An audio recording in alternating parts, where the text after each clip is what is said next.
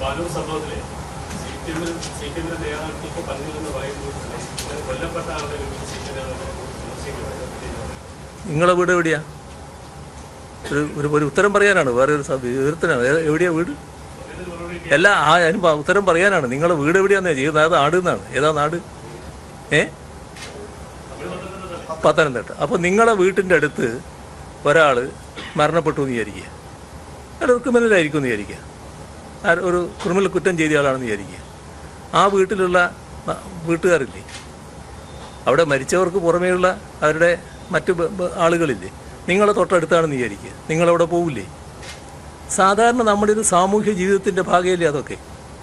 സാമൂഹ്യ ജീവിതത്തിൻ്റെ ഭാഗമായിട്ടുള്ള കാര്യങ്ങൾ നാട്ടിൽ നടക്കാറില്ലേ? അതിൻ്റെ അർത്ഥം കുറ്റത്തോട് പിന്നെ മൃദു സമീപനം ഉണ്ടെന്നാണോ? കുറ്റത്തോട് ഒരു തരത്തിലുള്ള മൃദു സമീപനവും ഇല്ല. പക്ഷേ മനുഷ്യരെപ്പോഴും മനുഷ്യത്വം പാലിച്ചു പോകാറുണ്ട്. അതിന്റെ ഭാഗമായിട്ട് കാര്യങ്ങൾ കണ്ടാൽ മതി. ബോംബ് നിർമ്മാണത്തിലൊക്കെ ബോംബ് പൊട്ടി ഒരു സിപിഎം പ്രവർത്തകൻ മരിച്ചു, പ്രതികളെല്ലാം സിപിഎംകാര്.